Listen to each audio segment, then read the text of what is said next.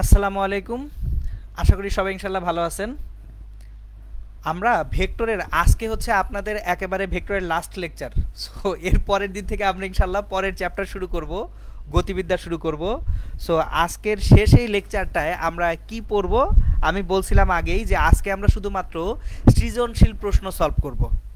সুতরাং আমরা যেহেতু পুরো চ্যাপ্টারটা পড়ে ফেলছি আলহামদুলিল্লাহ গুছিয়ে, এখন এই চ্যাপ্টারে আমরা যা যা পড়ছি সেগুলা থেকে কি টাইপের প্রশ্ন পরীক্ষায় আসবে, সেটা বোর্ড পরীক্ষা হোক, কলেজ পরীক্ষা হোক, যে কোনো পরীক্ষায়। সো সিকিউগুলা কিভাবে আসবে এবং কিভাবে আমরা সলভ করব ডিটেইলসে সেগুলো দেখব। চলেন শুরু করি। একদম প্রথম কোশ্চেনটা দিয়ে ইনশাল্লাহ আমরা শুরু করব। তৌসিফ মাহাদিন, টর্ক হচ্ছে নিউটনিয়ান বলবিদ্যা। আমি নিউটনিয়ান বলবিদ্যার পড়া ভেক্টরে কেন পড়াবো? বই যেতে কোথাও পড়ায় থাকে তারা হচ্ছে আজ এটা সিকোয়েন্সে নিয়ে আসছে। টর্ক বুঝাবো ভালোভাবে, নিউটনিয়ান বলবিদ্যা পর্যন্ত ধৈর্য ধরে ওয়েট করেন। ওকে, আসেন চলেন আমরা দেখেন প্রথম যে প্রশ্নটা সলভ করব, 1 নাম্বার প্রশ্ন যেটা, এ একটা ভেক্টর 2i প্লাস 2j এবং বি আর একটা ভেক্টর 2i মাইনাস 2j। এরা হচ্ছে একই জাতীয় দুইটা ভেক্টর রাশি যারা কোন তলে অবস্থিত? xy তলে অবস্থিত। তাহলে দেখেন ভেক্টরটা দেখেই কিন্তু বোঝা যাচ্ছে 2i প্লাস 2j, i এবং j। তাহলে এটা কি xy তল। 2i মাইনাস 2j এটাও কি xy তল। তাহলে দুইটা ভেক্টর যারা কোন তলে অবস্থিত? xy তলে অবস্থিত। খুবই ভালো কথা। এখন কি বলছে? এ প্লাস বি ভেক্টর এবং এ মাইনাস বি ভেক্টর দুটির মধ্যবর্তী কোণ নির্ণয় করো। ওকে, তাহলে চলেন আমরা দুইটা ভেক্টরের মধ্যবর্তী কোণ নির্ণয় করতে শিখছি। কিভাবে আমরা দুইটা ভেক্টরের মধ্যবর্তী কোণ নির্ণয় করছি? ডট গুণন দিয়ে। তাহলে আমরা ডট গুণন ব্যবহার করে এখন দুইটা ভেক্টরের মাঝখানের যে কোণটা আছে সেইটা কি করব? বের করতে শিখব। তাহলে চলেন শিখি।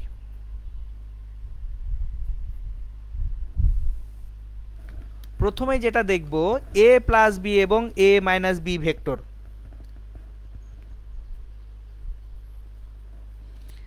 আপনার এ ভেক্টরটা হচ্ছে 2i প্লাস 2j, বি ভেক্টরটা হচ্ছে 2i মাইনাস 2j। আমাকে কোণ নির্ণয় করতে হবে কার কার মধ্যে? এ প্লাস বি এবং এ মাইনাস বি এর মধ্যে। তাহলে এ প্লাস বি ভেক্টর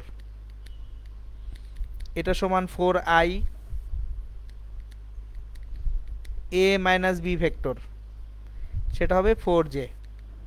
তাহলে আমাকে কোণ নির্ণয় করতে বলা হয়েছে এ প্লাস বি ও এ মাইনাস বি এই ভেক্টর দুইটার মধ্যবর্তী কোণ। তাহলে এ প্লাস বি ভেক্টর ও এ মাইনাস বি ভেক্টরের মধ্যবর্তী কোণ যদি নির্ণয় করতে যাই, ডট গুণন করব A plus B dot A minus B.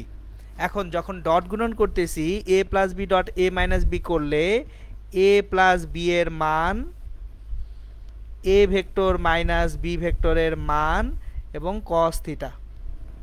তাহলে এখান থেকে এ প্লাস বি ভেক্টরটা 4i dot A minus B ভেক্টরটা হচ্ছে 4j, এ প্লাস বি ভেক্টরের মান 4, এ মাইনাস বি ভেক্টরের মানও তো 4, কস থিটা।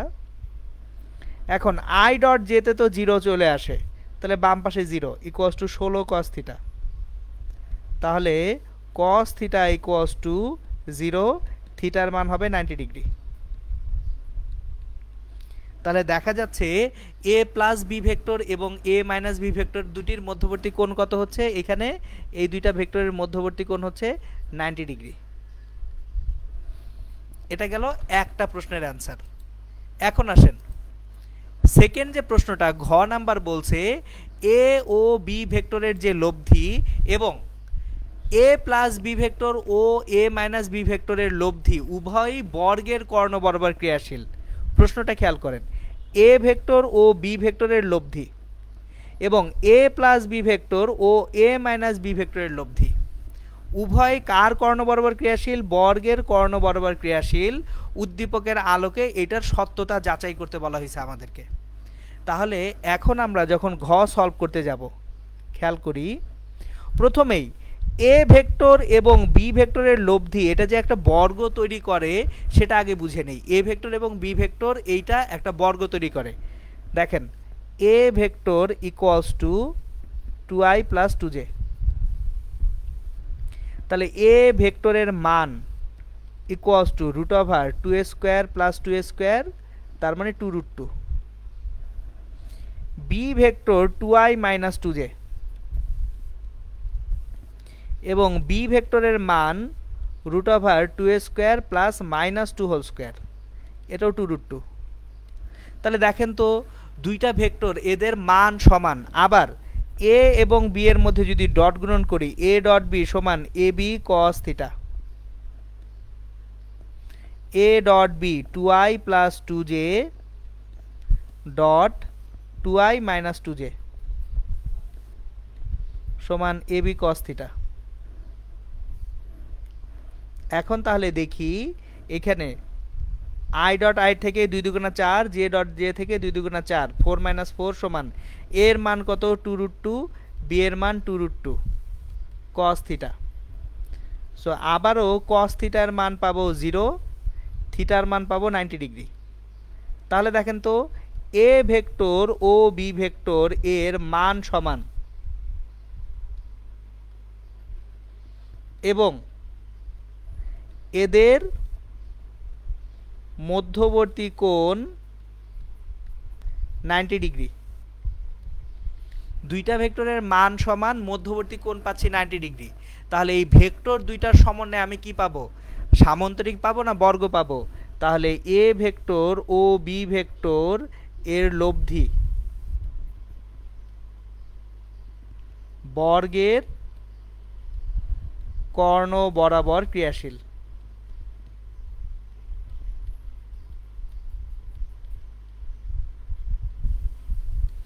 এটা গেল তাহলে আমার কি প্রশ্নের ঘ নাম্বার প্রশ্নের প্রথম অংশ। এখন ঘ নাম্বার প্রশ্নের দ্বিতীয় অংশটা আসি। এ প্লাস বি ভেক্টর এবং এ মাইনাস বি ভেক্টরের আপনার লব্ধি, এটাও একটা বর্গের কর্ণ বরাবর ক্রিয়াশীল, সেটা প্রমাণ করতে হবে। তাহলে দেখি গ হতে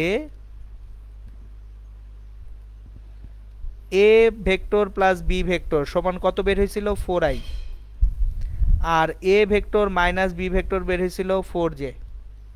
তাহলে এ ভেক্টর প্লাস বি ভেক্টরের যে মান এটা 4, এ ভেক্টর মাইনাস বি ভেক্টরের মানও কত 4।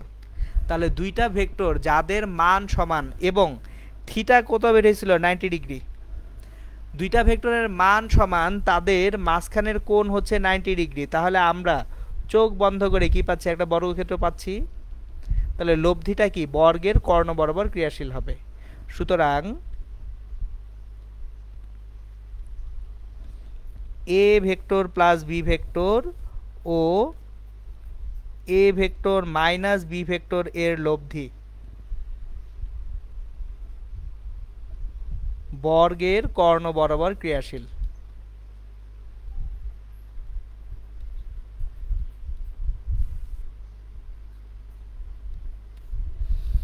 এই হচ্ছে আমাদের তাহলে 1 নাম্বার যে ম্যাথ, সে 1 নাম্বার ম্যাথ হয়ে গেল। চলেন এখন আমরা 2 নাম্বার ম্যাথে যাব। দেখেন ম্যাথ নাম্বার 2 এ আসবো। এটা হচ্ছে আমাদের ম্যাথ নাম্বার 2। দেখেন এ একটা ভেক্টর দেওয়া আছে 4i minus 3j plus 5k। আমাদের একটা ভেক্টর এ দেওয়া আছে যেটা 4i minus 3j plus 5k। B একটা ভেক্টর দেওয়া আছে 8i minus mj plus 10k। দেখাইতে হবে ভেক্টর দুটি পরস্পর কি সমান্তরাল, দুইটা ভেক্টর সমান্তরাল আমাদের প্রমাণ করতে হবে। আমি কিন্তু আপনাদেরকে যখন ডট গুণফল ক্রস গুণফল পড়াইছিলাম, তখন ডট গুণফল ক্রস গুণফলের যে ব্যবহার সেটা আমি আপনাদেরকে পড়িয়ে দিছিলাম, এবং তখন বলছিলাম যদি সৃজনশীল হিসেবে আসে তখন আমাদেরকে ক্রস গুণফল ব্যবহার করেই প্রমাণ করতে হবে ভেক্টরদ্বয় পরস্পর সমান্তরাল। যেহেতু এখানে সৃজনশীল প্রশ্নের উত্তর করতে হবে, তাহলে গ এর অ্যান্সার যখন আমরা করব,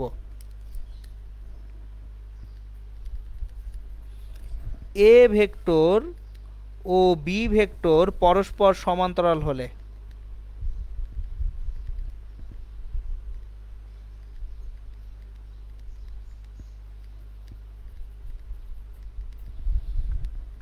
এ ক্রস বি ইকুয়ালস টু 0 হবে। দুইটা ভেক্টর পরস্পর সমান্তরাল হলে তাদের ক্রস গুণফল কি হবে 0 হবে। তাহলে এ ক্রস বি আগে বের করে নিই। আই জে কে, এর জন্য 4 মাইনাস 3 5 8 মাইনাস এম 10। এখন তাহলে আই যদি এখানে নেই minus 30 plus 5m minus J যখন নিব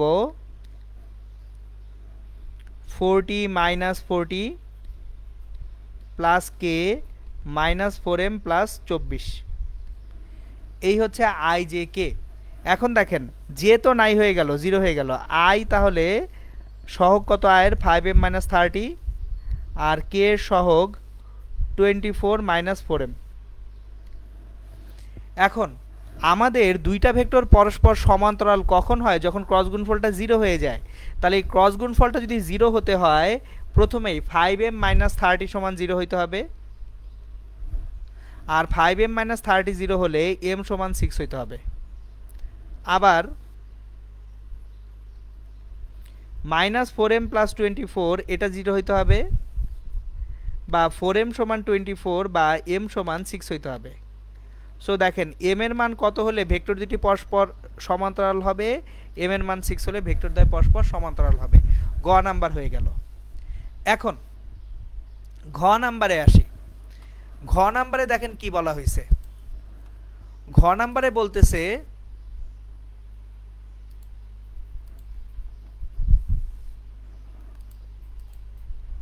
দেখেন আমি গ নাম্বারটা আরেকবার একটু রিপিট করে দিচ্ছি। গ নাম্বারে কি বলা হয়েছিল? দেখাও যে দুইটা ভেক্টর পরস্পর সমান্তরাল। তাহলে দুইটা ভেক্টর পরস্পর সমান্তরাল হওয়ার কন্ডিশন বা শর্ত কি? ক্রস গুণফল 0 হবে। সুতরাং এটা ক্রস গুণফল যখন পড়াইছি তার থিওরিতে একদম সুন্দর মতো গুছিয়ে পড়িয়ে দিয়েছিলাম যে ক্রস গুণফলের প্রথম ব্যবহারটাই কি? দুইটা ভেক্টর সমান্তরাল কিনা যাচাই করা। তাহলে আগে এ ক্রস বি নির্ণয় করলাম, নির্ণয় করে দেখতেছি এ ক্রস বি কত আসে, I into 5m minus 30 plus K into 24 minus 4m। এখন এই পুরোটা কত হইতে হবে? 0 হইতে হবে। তাহলে আয়ের সহগ কত হইতে হবে? 0। আয়ের সহগটা কত? 5m minus 30 0। তাহলে m এর মান কত? 6। একইভাবে কে এর সহগ কত হইতে হবে? 0 হইতে হবে। তাহলে কে এর সহগ কত? 24 মাইনাস 4m সমান 0। তাহলে এই যে দেখেন 24 মাইনাস 4m কে আমি মাইনাস 4m প্লাস 24 লিখছি, একই তো কথা। সো 4m সমান কত? 24, m সমান 6। সো m এর মান 6 হলে a আর b ভেক্টর দুইটা পরস্পর কি হবে? সমান্তরাল হবে। এটা ছিল গ নাম্বার। এখন আসেন ঘ নাম্বার কি বলছে।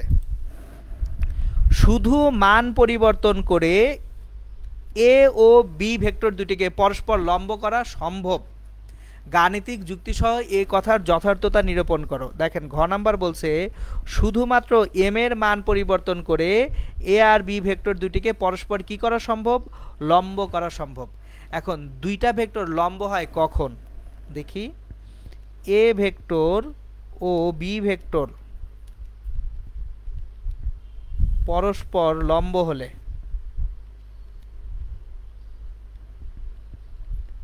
a এবং b ভেক্টরের ডট গুণফল কত হবে? 0 হবে। দুইটা ভেক্টর পরস্পর লম্ব হলে তাদের ডট গুণফল কি হতে হবে? 0 হতে হবে। এটা ডট গুণফলের ব্যবহারে আমি পড়িয়ে রাখছি। তাহলে একটা জিনিস খেয়াল করি, a ডট b এটা সমান কত? 4i minus 3j plus 5k dot 8i minus mj plus 10k। এখন ডট গুণফল তো 0 হইতে হবে লম্ব হইতে হলে। এখানে 4 8 32 ax bx plus ay by plus az bz। এই যে দেখেন 32 plus 3m plus 50। Simply a dot b সমান কি ছিল? ax bx plus ay by plus az bz ছিল। এখন দেখেন 0 সমান 82 প্লাস 3m, তাহলে m এর মান কত? মাইনাস 82/3 না? এখন খেয়াল করেন প্রশ্নটাই কি বলছে?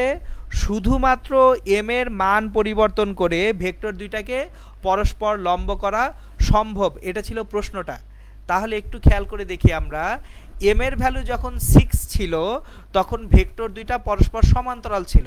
আর m এর মান যদি মাইনাস 82/3 করি তাহলে ভেক্টর দুইটা পরস্পর কি হবে? লম্ব হয়ে যাবে। তাহলে এই যে কথাটা বলা হয়েছে এটা যৌক্তিক কথা। সুতরাং আমরা বলতে পারি শুধুমাত্র এম এর মান পরিবর্তন করে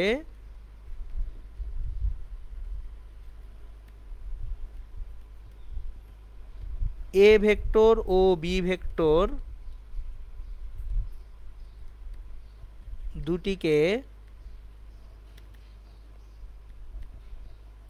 পরস্পর লম্ব করা সম্ভব। আমাদের তাহলে দেখেন আরেকটা ম্যাথ হয়ে গেল, আমরা দুইটা সিকিউ সলভ করে ফেললাম। 3 নাম্বার সিকিউটা একটু ডিফারেন্ট সিকিউ। এই যে 3 নাম্বার সিকিউ যেটা দেখতেছেন এটা একটু ডিফারেন্ট একটা সিকিউ। চলেন এই 3 নাম্বার সিকিউটা আমরা দেখি। কোশ্চেন নাম্বার 3 দেখেন একটা চিত্র আঁকা আছে, এখানে একটা চিত্র আঁকা আছে। চিত্রে একটা নৌকাকে দুইজন মাঝি, একজনের নাম রহিম আরেকজনের নাম করিম। সো রহিম এবং করিম দুইজন মাঝি একটা নৌকাকে টানতেছেন। একজন টানতেছেন নৌকাটাকে অনুভূমিকের সঙ্গে 30 ডিগ্রি কোণে, আরেকজনে কিন্তু নৌকাটাকে টানতেছেন অনুভূমিকের সঙ্গে কত ডিগ্রি কোণে? 30 ডিগ্রি কোণে। তার মানে দুইজনই নদীর দুই পার থেকে 30 ডিগ্রি কোণ করে নৌকাটাকে রশি দিয়ে টানতেছেন।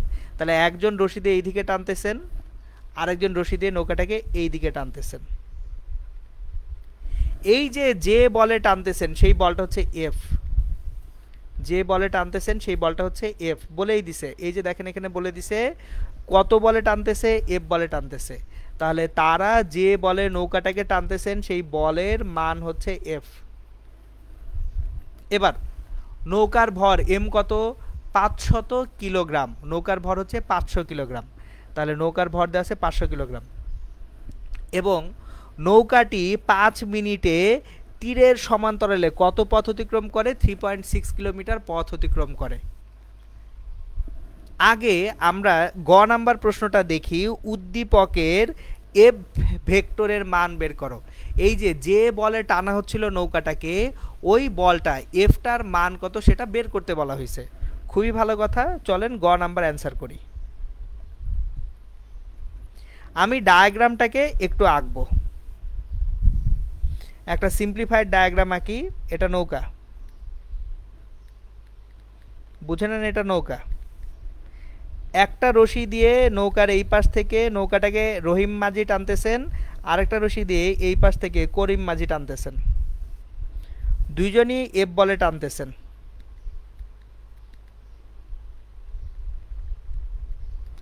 এবং এইখানের অ্যাঙ্গেল থিটা 30 ডিগ্রি, এখানেও অ্যাঙ্গেল থিটা 30 ডিগ্রি। এখন নৌকাটা সোজা সামনে আগায় যাচ্ছে, অনুভূমিকভাবে আগাচ্ছে। তাহলে একটা জিনিস খেয়াল করি, ভালো মতো খেয়াল করি। এখানে উপরের এফ ভেক্টরটার জন্য এই দিক বরাবর একটা উপাংশ এফ কস 30 ডিগ্রি। দেখেন উপরের এফ এর জন্য অনুভূমিক বরাবর উপাংশ কত? এফ কস 30 ডিগ্রি। নিচের এফ এর জন্য একটা এফ কস 30 ডিগ্রি আছে না? তাহলে দুইটা ভেক্টরের লব্ধি কত? 2f cos 30 ডিগ্রি কোন দিকে কাজ করতেছে? সোজা অনুভূমিকভাবে কাজ করতেছে। তাহলে অনুভূমিক বরাবর যে লব্ধি বলটা সেটা কত? 2f cos 30 degree. এখন অলওয়েজ আমরা মাথায় রাখবো অনুভূমিক উপাংশের জন্য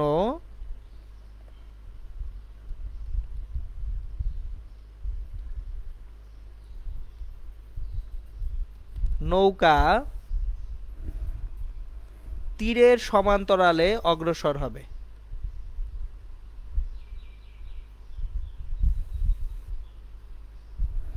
নৌকা তীরের সমান্তরালে যাবে কোন উপাংশের জন্য? অনুভূমিক উপাংশের জন্য। তাহলে অনুভূমিক উপাংশটা কত? 2f cos 30 degree. এটা আমরা পেয়ে গেছি। এবার দেখেন এখানে কি কি জিনিসপত্র আছে। নৌকার যে ভর এম সমান দেওয়া আছে 500 কিলোগ্রাম। নৌকার আদিবেগ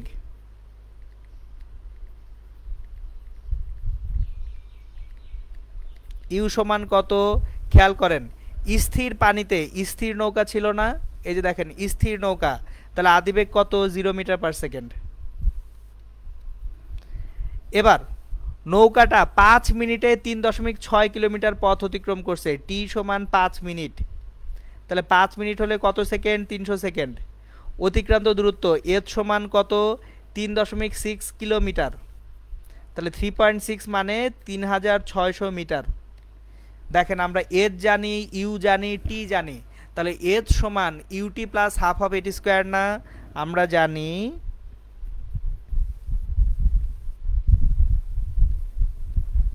S equals to UT plus half AT square. তাহলে এস এর মান 3600, ইউ তো 0, T 300 plus half into A into 300 whole square. এখান থেকে আমরা এ এর মান পাবো, দেখেন 3600 গুণন 2 7200 ডিভাইডেড বাই 300 হোল স্কোয়ার মানে 90000। দেখেন আমরা ত্বরণ এ পেয়ে গেছি। কি পাইছি? ত্বরণ এ। এখন যখনই আমরা ত্বরণ এ পেয়ে গেছি তখনই আমরা আসলে এই যে এফ ভেক্টরটার মান নির্ণয় করতে পারবো। কিভাবে? চলেন দেখি। আমরা ত্বরণ এ পেয়ে গেছি না? ত্বরণ কেন হবে? লব্ধি বলের জন্যই ত্বরণ হয়। তাহলে ত্বরণ এর মানটা আমি এখানে রেখে দিচ্ছি। দেখেন ত্বরণ এটা রেখে দিচ্ছি। ত্বরণ এটা আমরা পেয়েছিলাম কত, যেটা সেটা আমরা লিখে দিই। আমরা ত্বরণটাকে রেখে দিব, বাকি সব ন্যায় করে দিই।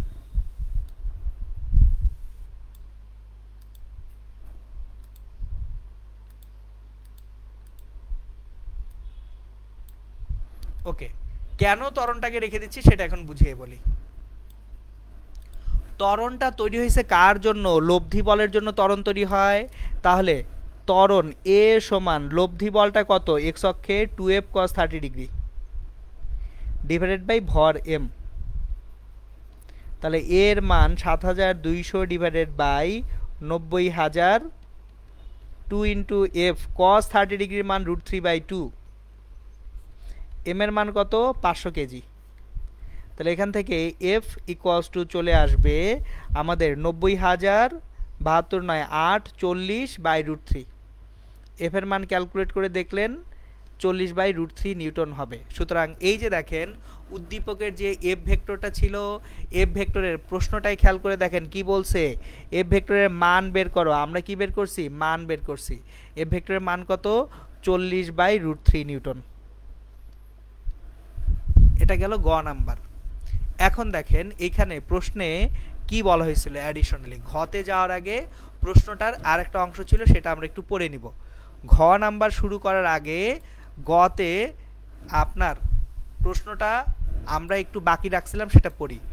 করিম রহিমকে একটা কথা বলছে, সমান টানে এই দূরত্ব 5 মিনিটের কম সময়ে পৌঁছা সম্ভব। মানে টান বল পরিবর্তন না করে আমাদের যে অতিক্রান্ত দূরত্বটা আছে এই দূরত্বটা 5 মিনিটের কম সময়ে অতিক্রম করা সম্ভব। এই কথাটা করিম কাকে বলছে? সরি, করিম রহিমকে বলছে। করিম রহিমকে বলছে আমরা টান বলটা চেঞ্জ না করেও এই যে 3.6 কিলোমিটার পথ 5 মিনিটের কম সময়ে অতিক্রম করতে পারবো। ঘ নাম্বারে জিজ্ঞাসা করছে করিমের বক্তব্যটা সঠিক কিনা সেটা গাণিতিক বিশ্লেষণ করে মতামত দাও। ওকে, আমরা এখন দেখব করিমের বক্তব্যটা সঠিক না ভুল। চলেন সেটা আমরা একটু দেখি। একটা জিনিস আগে খেয়াল করি, এর সমান কি? UT plus half of AT square. আগে একটু থিওরিটিক্যাল জিনিস আমি আপনাদেরকে বুঝাই, তারপরে আমি ম্যাথমেটিক্যাল জিনিসে যাব। বা আদিবেগ ইউ যদি 0 হয়, বস্তু যদি স্থির অবস্থা থেকে যাত্রা শুরু করে, এর সমান হাফ অফ এটি স্কোয়ার। তাহলে টি স্কোয়ার সমান 2s বাই এ, টি সমান √2s বাই এ। খেয়াল করেন, আমি যদি টিটাকে কমাতে চাই দূরত্ব এস অপরিবর্তিত রেখে, তাহলে এ বাড়াতে হবে না? একটু সমীকরণটার দিকে তাকান। আমরা যে সমীকরণটা পেলাম এই সমীকরণটার দিকে তাকাই। আমি একই দূরত্ব অতিক্রম করতে চাই, সমান বল রেখে একই দূরত্ব অতিক্রম করতে চাই কিন্তু কম সময়ে। তাহলে যদি আমরা টি কমাতে চাই, এস অপরিবর্তিত রেখে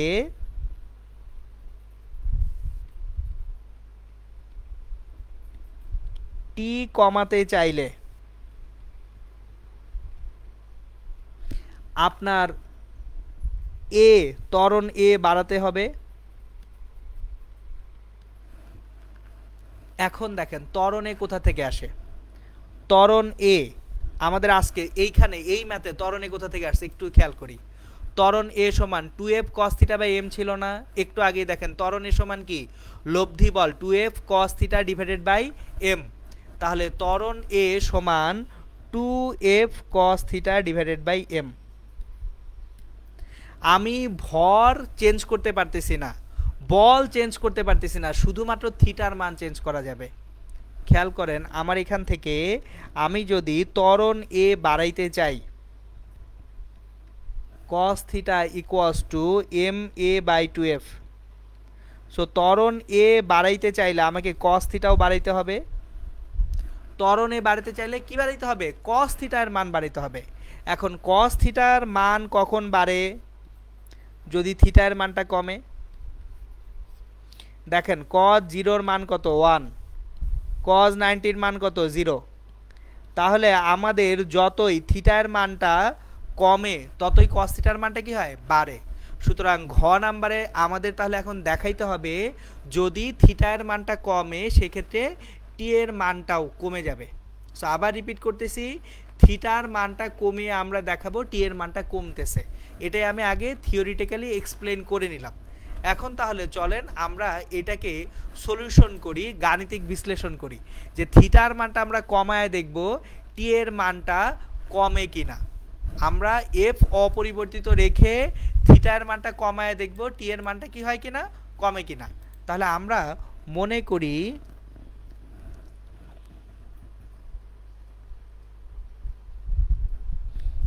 টান বল F সমান 40/√3 Newton. Theta prime equals to 20 degree কোণে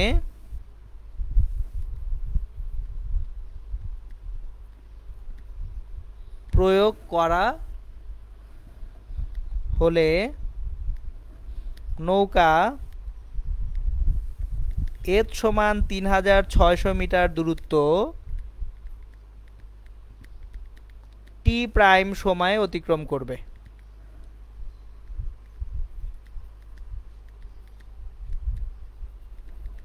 নৌকাটা কিন্তু একই দূরত্ব অতিক্রম করবে, কিন্তু আমার দেখাইতে হবে সেটা কম সময় অতিক্রম করবে। তাহলে আমরা টি প্রাইমটা যে আগে টি এর থেকে কম সেটা প্রমাণ করে দেখাবো। সো আমরা থিটার মানটা কত ধরে নিছি? 20 ডিগ্রি ধরে নিছি। তাহলে দেখি পরিবর্তিত যে লব্ধি বল, পরিবর্তিত লব্ধি বল 2f cos θ এর জায়গায় cos θ প্রাইম। তাহলে 2 ইন্টু এফ কত? আমাদের এফ এর মান হচ্ছে 40/√3 cos 20 ডিগ্রি। এটা হচ্ছে আমাদের পরিবর্তিত লব্ধি বল। এখন এই যে দেখেন পরিবর্তিত লব্ধি বল থেকে পরিবর্তিত ত্বরণ এ প্রাইম আসবে। এম এ প্রাইম সমান 2 ইন্টু 40/√3 ইন্টু cos 20 ডিগ্রি। এখান থেকে পরিবর্তিত ত্বরণ এ প্রাইম যদি আমরা বের করি, এ প্রাইমের মান আসবে 0.086 মিটার/সেকেন্ড²। এই যে দেখেন আপনি যদি কোণের মানটা 30 ডিগ্রি ছিল আগে, সেখান থেকে কমে যদি 20 ডিগ্রি করে ফেলেন, ত্বরণ এ প্রাইমটা চেঞ্জ হয়ে কত হচ্ছে? 0.086 মিটার/সেকেন্ড² হয়ে যাচ্ছে এখন পরিবর্তিত ত্বরণ। এখন ত্বরণ যদি আমি জানি, সেখান থেকে পরিবর্তিত সময়টা বের করব। আমাদের পরিবর্তিত সময় যখন বের করতে যাব, s equals to half A prime T prime square. s 3600 থাকবে, হাফ এ প্রাইম 0.086 টি প্রাইম স্কোয়ার। তাহলে এখান থেকে টি প্রাইমটা যেটা আমরা পাচ্ছি সেটা যদি বের করি, সেটা হবে, ক্যালকুলেট করি, 2 ইন্টু 3600 ডিভাইডেড বাই 0.086, এটাকে রুট ওভার করতে হবে। তাহলে টি প্রাইম সমান আসবে আমাদের এখান থেকে 289.34। আমাদের যে সময়টা আসতেছে 289.34, এটা কি আগের টি 300 সেকেন্ড থেকে কমে গেছে না? তাহলে সমান টানে একই দূরত্ব কম সময়ে অতিক্রম করা যাবে, এই কথাটার সত্যতা যাচাই হয়ে গেল। ঠিক আছে, তাহলে এখন একটা জিনিস খেয়াল করেন, আবার আমি একটু রিপিট করে দিচ্ছি, আগে এই থিওরিটুকু দেখেন। যদি কস থিটা বাড়াইতে হয় থিটার মান কমাইতে হয়। সো এখন আমি এইখানে আগে কত ছিল, 30 ডিগ্রি ছিল, আমি জাস্ট 30 ডিগ্রির কম একটা ভ্যালু 20 ডিগ্রি ধরছি। আপনি চাইলে 25 ডিগ্রি নিয়ে করতে পারেন, 10 ডিগ্রি নিয়ে করতে পারেন, সব করেন, খালি দয়া করে 0 ডিগ্রি ধরেন না। কেন? কারণ 0 ডিগ্রি ধরলে তো আপনাকে পানির উপর দিয়ে হাঁটতে হবে। সুতরাং আমি এইখানে ম্যাথটা করছি থিটা প্রাইম 20 ডিগ্রি ধরে, এটা আমি জাস্ট ধরে নিছি। কারণ কি, আমাকে প্রমাণ করতে হবে থিটার মানটা কমাইলে সময়ের মানটা কমে যাবে। সো থিটা এর মান আপনি 30 ডিগ্রির থেকে ছোট যে কোনো কিছু ধরে নেন, সেটা 10 হইতে পারে, 5 হইতে পারে, 15 হইতে পারে, 20 হইতে পারে, 25 হইতে পারে, কিন্তু কোনোভাবেই শূন্য হওয়া চলবে না। সো আশা করি জিনিসটা বুঝতে পারছেন। তাহলে এখানে আমরা শেষে কমেন্টে কি লিখব, যে করিমের বক্তব্য সঠিক।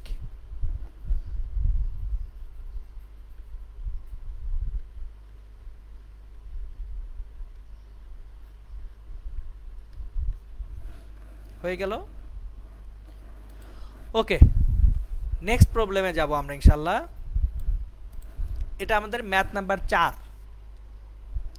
দেখেন আমরা 4 নাম্বার ম্যাথে যাব। প্রশ্নটা দেখি, নানজিবা এবং জুমানা দুইজন মানুষ,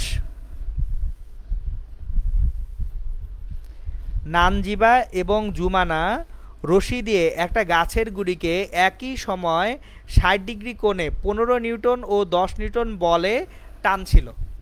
সো দুইজন মানুষ একটা গাছের গুড়িকে 15 নিউটন এবং 10 নিউটন বলে টানতেছে 60 ডিগ্রি কোণে।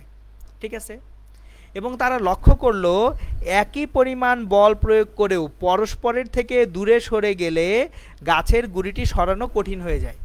বল একই রেখেও তারা যদি পরস্পর থেকে দূরে সরে যায়, তাহলে গাছের গুড়িটি সরানো কি হয়ে যায়, কঠিন হয়ে যায়। ওকে, ভালো কথা। এখন একটা জিনিস মাথায় রাখবো, যদি পরস্পর থেকে দূরে সরে যায়, দূরে সরে গেলে আসলে কি ঘটে, মধ্যবর্তী কোণ বেড়ে যায়,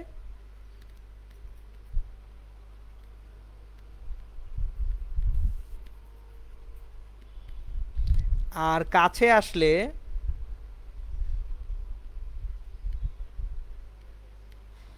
মধ্যবর্তী কোণ কমে যায়।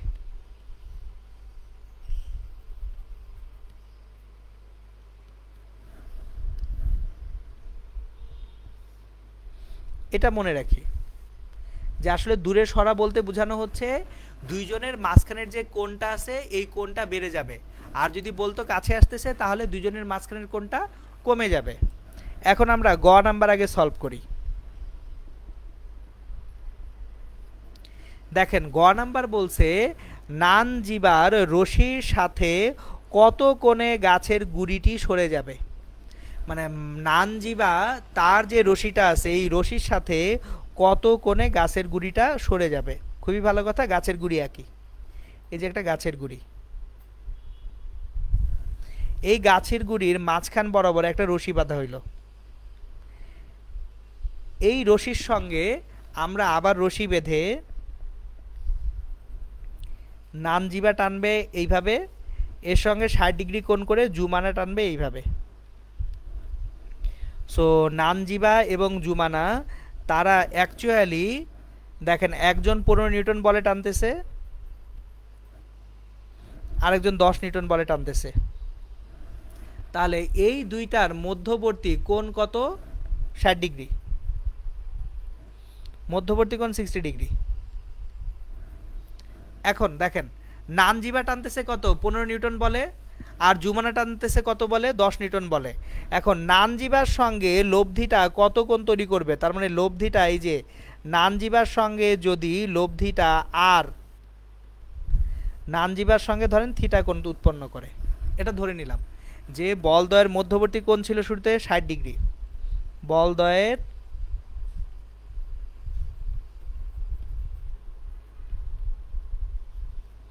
মধ্যবর্তী কোণ হচ্ছে 60 ডিগ্রি। এবং মনে করি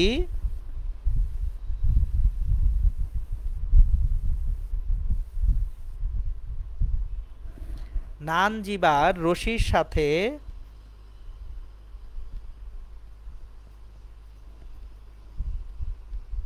থিটা কোণে গাছের গুড়িটি সরে যাবে।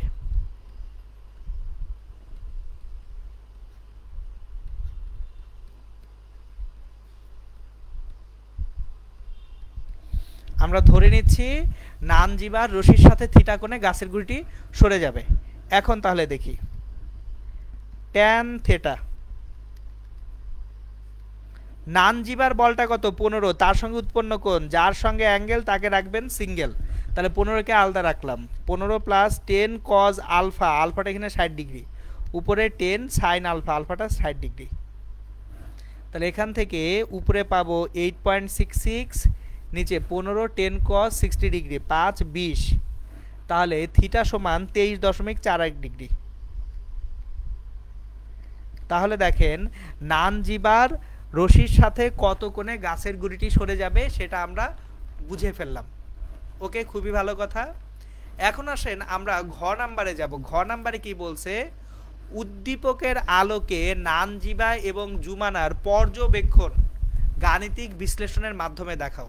দেখেন তাদের পর্যবেক্ষণ কি ছিল, যে বল যদি একই থাকে তারপরেও তারা যদি দূরে সরে যায় সেক্ষেত্রে গাছের গুড়িটি টেনে সরানো কষ্টকর হয়ে যায়।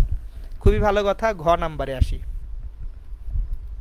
তাহলে যখন আমরা ঘ নাম্বার করব, এখন প্রথমেই 60 ডিগ্রি কোণে যখন তারা টানতেছিল,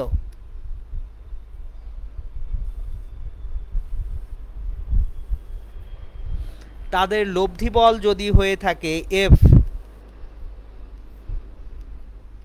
15 square plus 10 square plus 2 into 15 into 10 into কস 60 ডিগ্রি, তাহলে এফ এর মান আসবে 21.79 নিউটন। দেখেন তারা দুইজন মিলে যদি 60 ডিগ্রি কোণে টানে তাহলে 21.79 নিউটন বলে তারা টানতে পারে। এখন দেখেন আমরা মাঝখানের দূরত্ব বাড়াইলে অ্যাঙ্গেল কি হয় একটু আগেই বলে দিছি, দূরে সরে গেলে মধ্যবর্তী কোণ বেড়ে যায় আর কাছে আসলে মধ্যবর্তী কোণ কি হয়, কমে যায়। তাহলে যেহেতু দূরত্ব বেড়ে গেছে মধ্যবর্তী কোণ বেড়ে গেছে, এখন কতটুকু বাড়ছে, যে কোনো অ্যামাউন্ট বাড়তে পারে, আমরা তো জানি না, সার্টেন না। তাহলে 60 ডিগ্রির থেকে বড় একটা কোণ আমরা ধরে নিই। আমরা মনে করি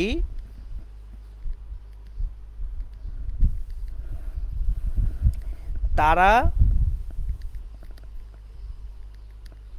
পরস্পর হতে দূরে সরে যাওয়ায় মধ্যবর্তী কোণ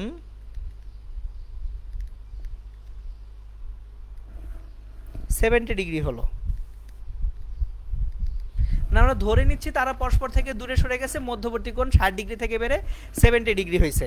তাহলে পরিবর্তিত লব্ধি বল,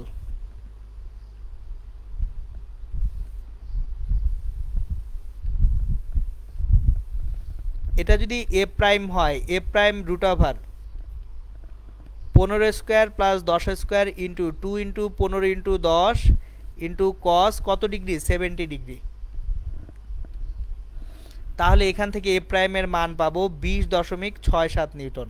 খেয়াল করে দেখেন লব্ধি বলটা কমে গেছে না, আমাদের যখনই দূরত্ব বাড়ায় দিছি দুইজনের মধ্যে লব্ধি বল এ প্রাইমটা আগের লব্ধি বল এফ থেকে কমে আসছে। তাহলে লব্ধি বল যদি কমে যায় তখন গুড়িটি সরানো সহজ হবে না কঠিন হবে, অবশ্যই কঠিন হয়ে যাবে। লব্ধি বল যত কমবে ততই তাদের জিনিসটা সরাইতে কি লাগবে, কঠিন লাগবে। তাহলে লব্ধি বল কমে গেলে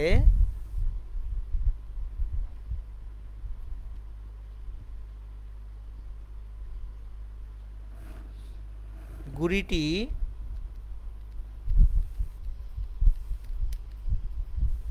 সরানো কঠিন হয়ে যায়। তার মানে উদ্দীপকের আলোকে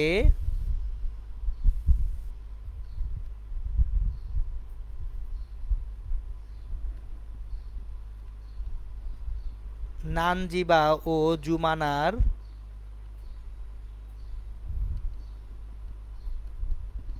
পর্যবেক্ষণ সঠিক। হয়ে গেল অ্যান্সার। তাহলে আমরা কিন্তু 4টা সৃজনশীল ম্যাথ শেষ করলাম, আরও 2টো ম্যাথ করাবো আমি আজকে আপনাদেরকে। 5 নম্বর ম্যাথে আসবো, নদী নৌকার ম্যাথ। দেখেন 5 নম্বর যে ম্যাথটা, এটা হচ্ছে নদী নৌকার ম্যাথ। এটা সহজ ম্যাথ হবে। দেখেন একজন মাঝি 6 কিলোমিটার পার আওয়ার বেগে নৌকা চালাতে পারেন। খুবই ভালো কথা, উনি নৌকা চালাতে পারেন 6 কিলোমিটার পার আওয়ার বেগে। এরপর 3 কিলোমিটার পার আওয়ার বেগে সরল রেখা বরাবর প্রবাহিত একটি নদীর এপার থেকে ওপারে ঠিক বিপরীত বিন্দুতে তার যাওয়া প্রয়োজন। খেয়াল করেন, সরল রেখা বরাবর প্রবাহিত একটি নদীর এপার থেকে ওপারে ঠিক বিপরীত বিন্দুতে তার যাওয়া প্রয়োজন। তাহলে আমরা যখন গ অ্যান্সার করতে যাব, আমরা একটু চিত্র আঁকি আগে। এখানে আমরা সব সময় ধরি নদীতে স্রোতের বেগ ভি, এই ভিটা দেওয়া আছে কত, 3 কিলোমিটার পার আওয়ার। নৌকার বেগ 6 কিলোমিটার পার আওয়ার, তাহলে ইউ 6 কিলোমিটার পার আওয়ার। যদি ঠিক বিপরীত বিন্দুতে আমরা যাই, তাহলে ডব্লিউ বা লব্ধি বেগ ভি এর সঙ্গে কত কোণ উৎপন্ন করে, 90 ডিগ্রি কোণ উৎপন্ন করে। আর আমরা ধরে নিব ইউ আর ভি এর মধ্যবর্তী কোণ আলফা। মনে করি নৌকার বেগ ও স্রোতের বেগের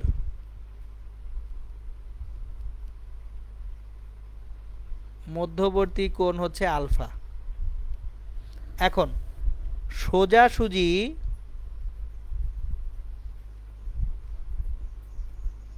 অপর পারে বিপরীত বিন্দুতে পৌঁছালে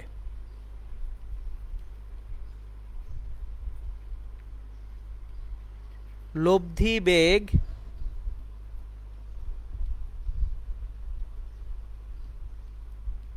স্রোতের বেগের দিকের সাথে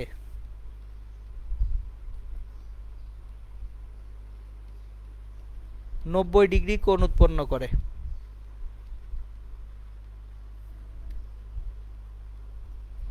তাহলে tan 90 ডিগ্রি কার সঙ্গে কোণ উৎপন্ন করে, স্রোতের বেগ V plus U cos alpha উপরে ইউ সাইন আলফা। এখন মান বসাই, 1/0 সমান ইউ কত 6 sine alpha divided by V হচ্ছে 3 প্লাস 6 কজ আলফা। তাহলে বজ্র গুণন করে দিলে 3 plus 6 cos alpha equals to 0 বা cos alpha equals to minus half. Cos alpha minus হলে আলফার মান 120 ডিগ্রি। সুতরাং যদি স্রোতের দিকের সঙ্গে 120 ডিগ্রি কোণে তিনি যাত্রা শুরু করেন, তাহলে সোজা অপর পারে পৌঁছাবেন। খুবই ভালো কথা। এখন ঘ নাম্বার কি বলছে দেখেন, এখানে একটু ছোট্ট প্রিন্টিং মিস্টেক আছে, উদ্দীপরেক না উদ্দীপকের, মানে ক এবং বয়সন্য র আলাদা হয়ে গেছে, এটি একটু বুঝিয়ে নিন। উদ্দীপকের মাঝি যদি সোজা নৌকা চালান, তাহলে তিনি কেন বিপরীত বিন্দুতে যেতে পারবেন না, যুক্তি দিয়ে বোঝাও। তিনি সোজা নৌকা চালালে কোন দিকে কত বেগে যাবেন এটা বের করতে বলছে। ওকে, খুবই ভালো কথা। এখন উদ্দীপকের মাঝি যদি সোজা নৌকা চালান, মাঝি একেবারে সোজা নৌকা চালাচ্ছেন,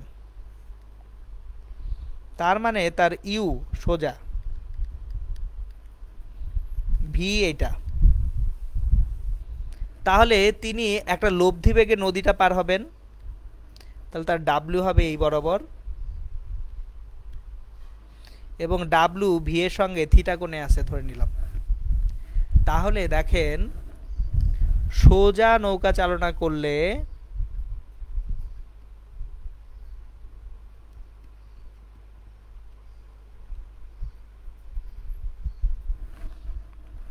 স্রোত এবং নৌকার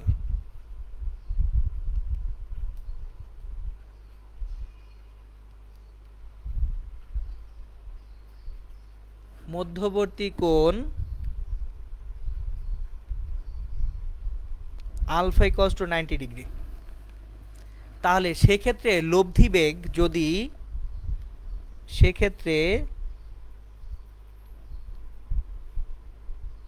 লব্ধি বেগ ভি লব্ধি বেগটা ডাব্লিউ, আমরা সেক্ষেত্রে লব্ধি বেগটা কত ধরবো, ডাব্লিউ ধরে নিব। এখন দেখেন সেক্ষেত্রে লব্ধি বেগ ডাব্লিউ ভি এর দিকের সাথে থিটা কোণ যদি উৎপন্ন করে,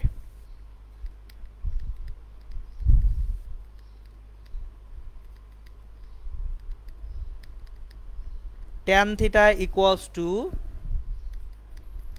V plus U cos alpha আর উপরে হচ্ছে ইউ সাইন আলফা। তাহলে ইউটা কত, ইউটা হচ্ছে 6 sine 90 degree divided by V কত 3 প্লাস 6 কজ 90 ডিগ্রি। তাহলে আমরা এখান থেকে 6/3 মানে 2 পাবো, থিটা এর মান পাবো tan ইনভার্স 2 মানে হচ্ছে 63.43 ডিগ্রি। তাহলে দেখেন আমরা যদি সোজা নৌকাটা চালনা করি সেক্ষেত্রে নৌকাটা কি হবে, 63.43 ডিগ্রি কোণে কোথায় যাবে, অন্য পারে যাবে। ওকে, এটা হয়ে গেল। এখন দেখেন কোশ্চেনটা কিন্তু পুরোপুরি শেষ হয় নাই, কারণ কি এখানে জানতে চাওয়া হয়েছে সোজা নৌকা চালালে কোন দিকে কত বেগে যাবেন, কোন দিকে যাচ্ছেন সেটা হয়ে গেল, কত বেগে, তাহলে কত বেগে যাবেন সেটা আমরা একটু বের করে নেই। কত বেগ মানে কি, লব্ধি বেগ। এখন ডাব্লিউটার মান বের করতে হবে। তাহলে W equals to simply root over U square plus B square. তাহলে 6 square plus 3 square 36 plus 9 root over 45 kilometre per hour. তাহলে সোজা নৌকা চালনা করলে তিনি এত কিলোমিটার পার আওয়ার বেগে, এই যে থিটার মানটা বের করে দেওয়া আছে, এত কোণে নদীটা পার হবেন। ওকে, এখন আসেন আমরা আজকে লাস্ট কোশ্চেনটা দেখব। এইখানে আমরা একটা জিনিস শিখব, খেয়াল করেন, আমরা এখানে একটা জিনিস শিখব আজকে, সেটা হচ্ছে তিনটা ভেক্টর একই সমতলে অবস্থিত কিনা সেটা কিভাবে নির্ণয় করব। আপনাদের বইয়ের থিওরিতে এই জিনিসটার আলোচনা নাই, কিন্তু যেহেতু ম্যাথমেটিক্যালি আসে আমি এখানে একটা পার্টিকুলার ম্যাথ দেখাবো, তিনটা ভেক্টর একই সমতলে আছে কিনা সেইটা কিভাবে আমরা যাচাই করব। দেখেন এটা আমাদের কোশ্চেন নাম্বার 6। খেয়াল করেন একটা ভেক্টর এ দেওয়া আছে, একটা ভেক্টর বি দেওয়া আছে, আর একটা ভেক্টর সি দেওয়া আছে, এবং এফ একটা ভেক্টর দেওয়া আছে। এখন খেয়াল করে দেখেন এফ ভেক্টরটা এক্স ওয়াই জেড এর মাধ্যমে প্রকাশিত, তার মানে এফ আসলে শুধু ভেক্টর না, এফ একটা ভেক্টর ক্ষেত্র। তাহলে প্রথমে গ নাম্বার জিজ্ঞেস করছে এম এর মান কত হলে এফ ভেক্টরটি সলিনয়েডাল হবে, এটা বের করতে হবে। আর ঘ নাম্বারে এখানে আসলে একটা জিনিস মিসিং আছে, মিসিংটা লিখে দিই আমি। ঘ নাম্বার এখানে হচ্ছে পি এর মান কত হলে, এটা পি হবে, পি এর মান কত হলে, কারণ দেখেন এ ভেক্টরটায় একটা কি আছে, পিআই আছে। এ ভেক্টরটা এই যে দেখেন শুরুতে কি আছে, একটা পি আছে, এ ভেক্টরে পিআই, তার মানে কি পি এর মানটা জানি না। তাহলে পি এর মান কত হলে ভেক্টর তিনটি এ বি সি তিনটা ভেক্টর একই সমতলে থাকবে, তা গাণিতিকভাবে বিশ্লেষণ করো। তাহলে আমরা এখন দুইটা জিনিস শিখব, সলিনয়েডাল হলে কিভাবে নির্ণয় করতে হয় এবং একই সমতলে থাকলে কি করতে হয় সেটা আমরা দেখব। এটা খুব ইম্পর্টেন্ট। এই যে স্পেশালি কলেজগুলা পরীক্ষায় স্যার ম্যাডামরা খুব পছন্দ করেন যে তিনটা ভেক্টর একই সমতলে আছে, এইটা একটু প্রমাণ করতে দেই বাচ্চাদের। বইটার থিওরিতে কোথাও কিছুই বলে নাই, ধুম করে এসে এইরকম একটা ম্যাথ দিয়ে দেয়। সো আমি এই জন্য এটা ডিসকাস করে দিচ্ছি যে তিনটা ভেক্টর একই সমতলে থাকলে কি হবে। ওকে চলেন আমরা আগে গ নাম্বার সলভ করব। এম এর মান কত হলে এফ ভেক্টরটি কি হবে, সলিনয়েডাল হবে। এখন দেখেন সলিনয়েডালের জন্য কন্ডিশন, আপনাদেরকে থিওরি পড়ানোর সময় আমি বারবার বলছি থিওরি খুব মনোযোগ দিয়ে পড়তে হবে, কেন নাইলে ম্যাথ পারবেন না। সলিনয়েডাল কোথায় পড়েছিলাম? ডাইভারজেন্সে। এবং ডাইভারজেন্স পড়ানোর সময় খুব সুন্দর মতো বলছিলাম যদি ন্যাবলা ডট এফ এইটা 0 হয় সেক্ষেত্রে ভেক্টর ক্ষেত্রটি কি হয়? সলিনয়েডাল হয়।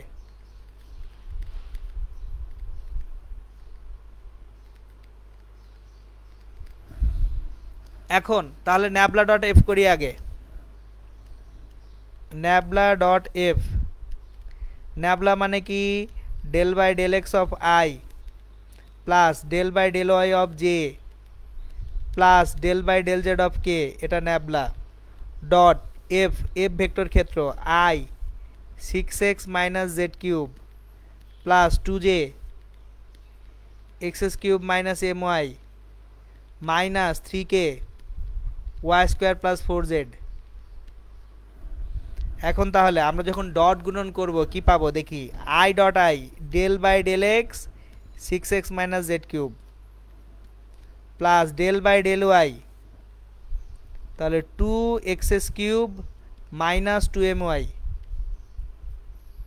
আর plus del by del Z minus 3y square minus 12z। এই যে দেখেন আমরা এটা পেয়ে গেছি।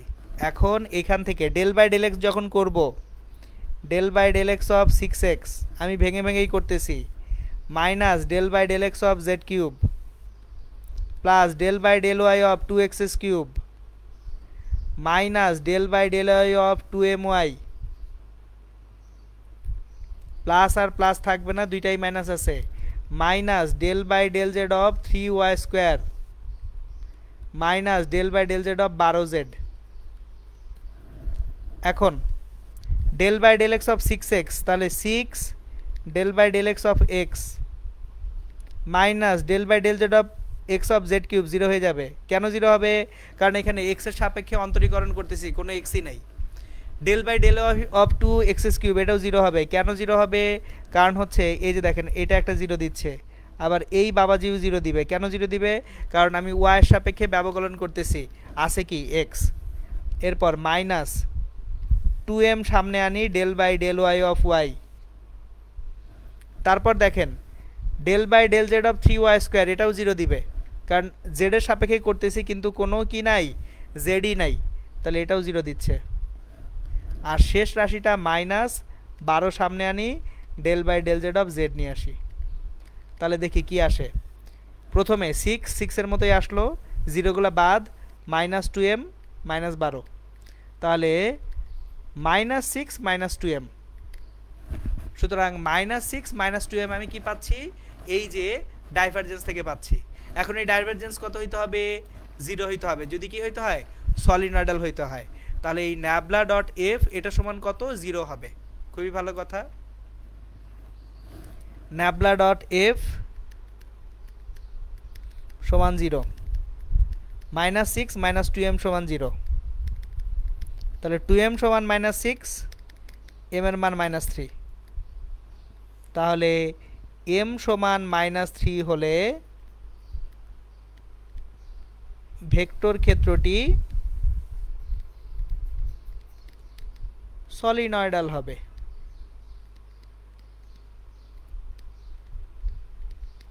কাজ হয়ে গেল। এখন দেখেন লাস্ট যেটা দরকার সেটা হচ্ছে এ বি সি, এই তিনটা ভেক্টর কিভাবে থাকবে? একই সমতলে থাকবে। কখন? পি এর মান কত হলে সেটা জানতে চাওয়া হয়েছে। তাহলে দেখেন পি এর মান কত হলে আমাদের ভেক্টর তিনটা একই সমতলে থাকবে, সেইটা আমরা বের করার আগে একটু থিওরিটা আমি আপনাদেরকে চিন্তা করি। তিনটা ভেক্টর একই সমতলে, এইটা আমরা বুঝবো কেমনে? তিনটা ভেক্টর একই সমতলে আছে কিভাবে বুঝবো সেটা আমি আপনাদেরকে একটু প্র্যাকটিক্যালি দেখাবো। জিনিসটা থিওরি শুধুমাত্র বললে হবে না, পুরোপুরি প্র্যাকটিক্যাল না দেখালে আসলে জিনিসটা ক্লিয়ার হবেন না আপনারা। সো আমি এখন প্র্যাকটিক্যালি আগে দেখাবো যে তিনটা ভেক্টর কিভাবে একই সমতলে থাকতে পারে। তাহলে প্র্যাকটিক্যালি দেখানোর জন্য আমি আগে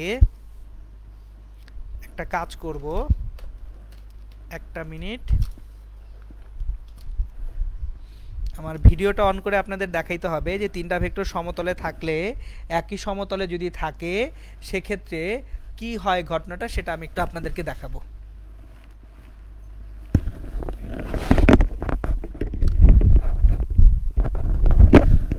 ওকে,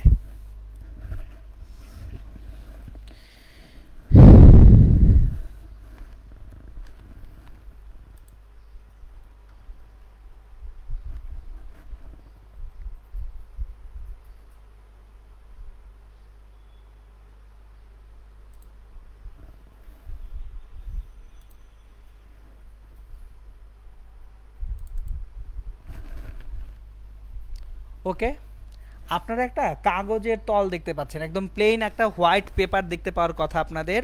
এই হোয়াইট পেপারের উপরে আমি আগে একটা ভেক্টর রাখি। এই যে হোয়াইট পেপারটা আছে এটার উপরে একটা ভেক্টর রাখবো। ধরেন এটা একটা ভেক্টর, এটা একটা ভেক্টর এ। এই পেপারের উপরে আমি আরও দুইটা ভেক্টর রাখবো। ধরেন এই যে হোয়াইট পেপারটার উপরে আর একটা ভেক্টর রাখি, এটা ধরেন vector B, A B vector. আরও একটা ভেক্টর রাখি ভেক্টর সি। ধরেন এখানে আরেকটা ভেক্টর রাখলাম ভেক্টর সি। তিনটা ভেক্টর কিন্তু আপনারা ইজিলি দেখতে পাচ্ছেন যে কোনো একটা সমতলে তিনটা ভেক্টর আছে। এখন আমার প্রমাণ করতে হবে গাণিতিকভাবে এই তিনটা ভেক্টর একই সমতলে অবস্থিত। এখন এই তিনটা ভেক্টর একই সমতলে অবস্থিত সেটা আমরা কিভাবে প্রমাণ করব? দেখেন, আমি যদি প্রথমে যে কোনো দুইটা ভেক্টরের ক্রস গুণফল করি, ধরেন এই যে লাল যে ভেক্টরটা আছে এই ভেক্টরটা হচ্ছে এ, আর নীল যে ভেক্টরটা আছে ধরেন এই ভেক্টরটাকে আমি বি চিন্তা করি, নীল ভেক্টরটা হচ্ছে বি, লাল ভেক্টরটা এ, নীল ভেক্টরটা হচ্ছে বি। তাহলে এ আর বি কে যদি আমরা ক্রস গুণফল করি, এ ক্রস বি যদি করি, আমরা এর সঙ্গে বি কে ক্রস গুণফল করব, খুবই ভালো কথা। তাহলে এ ক্রস বি যদি করি, এ ক্রস বি, তাহলে এ ক্রস বি যখন করব, এ ক্রস বি এর ডাইরেকশন বা দিক কোন দিকে হবে? এ আর বি যে তলে আছে এই তলের উপর লম্ব বরাবর হবে না? খেয়াল করেন, এ ক্রস বি করলে যে ভেক্টরটা পাবো সেটা কি? এ আর বি যে তল তৈরি করলো সেই তলের উপর লম্ব। মজাটা দেখি, এ আর বি এর তলের উপর লম্ব কিন্তু এই যে এই হলুদ ক্যাপটা, এ কি সি এর উপরেও লম্ব হয়ে গেছে না? দেখেন, এ ক্রস বি এর উপরে যে লম্ব, সে যে সি এর উপরেও কি হচ্ছে? লম্ব হচ্ছে। তার মানে এখন যদি আমি এ ক্রস বি এর সাথে এ ক্রস বি এর সঙ্গে এ ক্রস বি কি এই যে হলুদ যেটা আছে এটা কি এ ক্রস বি ভেক্টরের দিক, তাহলে এই এ ক্রস বি ভেক্টরের সঙ্গে যদি এখন আমি সি ভেক্টরটাকে ডট গুণফল করি, এ ক্রস বি সি এর সঙ্গে লম্ব, তাহলে এ ক্রস বি এর সঙ্গে যদি এখন আমরা ডট গুণফল করি সি ভেক্টরকে, তাহলে কত আসা উচিত? 0 আসা উচিত না? দেখেন, এ ক্রস বি এর সঙ্গে যদি সি কে আমরা ডট গুণফল করি তাহলে কত আসবে? 0 আসবে। সো যে কোনো দুটা ভেক্টরের ক্রস গুণফলের সঙ্গে তৃতীয় ভেক্টরের ডট গুণফল যদি 0 আসে তার মানে ভেক্টর তিনটা কিভাবে আছে? একই সমতলে অবস্থিত। সো অ্যাগেন রিপিট করতেছি, যে কোনো দুটো ভেক্টর, যে কোনো দুইটা, আমি এ আর বি নিয়ে কাজ না করে যদি শুরুতে বি আর সি নিয়ে কাজ করতাম, যে বি আর সি কে ক্রস করলাম, তাহলে বি আর সি এর ক্রস গুণফলের দিকটাও কি এই তলের উপর লম্বই তো হইতো, সেটা তো এ ভেক্টরের উপরেও লম্বই হইতো। সুতরাং যে কোনো দুটো ভেক্টরের ক্রস গুণফলের সঙ্গে তৃতীয় ভেক্টরের ডট গুণফলে 0 আসা মানে ভেক্টর তিনটা কিভাবে আছে? একই সমতলে আছে। সো আশা করি জিনিসটা ইনশাল্লাহ বুঝতে পারছেন। তাহলে এখন আমরা সুন্দর মতো স্লাইডে চলে যেয়ে ম্যাথটা শেষ করব। সো তাহলে আমরা এখন স্লাইডে চলে যাই।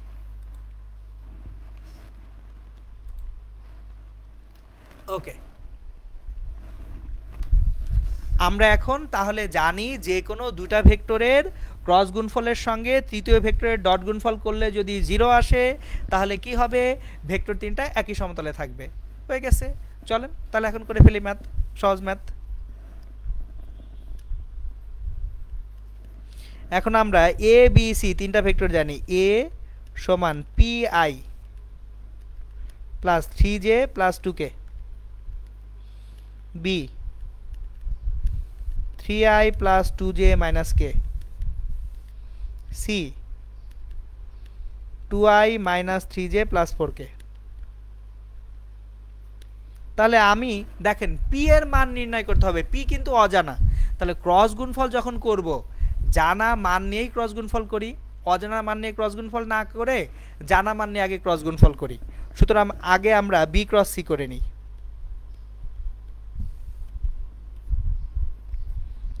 I J K 3 2 minus 1 2 minus 3 4।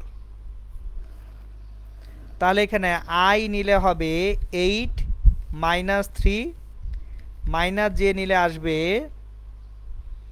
12 plus 2 plus কে নিলে আসবে -9 -4। সুতরাং 5i মাইনাস 14j মাইনাস 13কে। সুতরাং আমরা পেয়ে গেছি কিন্তু আই জে কে তিনটাই পেয়ে গেছি। এখন তাহলে সমতলীয় যদি হয় এ ভেক্টর বি ভেক্টর ও সি ভেক্টর সমতলীয় হলে A dot B cross C সমান 0। তাহলে এ হচ্ছে pi plus 3j plus 2k dot B cross C 5i minus 14j minus 13k সমান 0। তাহলে এখান থেকে আমরা যেটা পাবো মান নির্ণয় করে ফেলি। 5p মাইনাস 42 মাইনাস 26 সমান 0।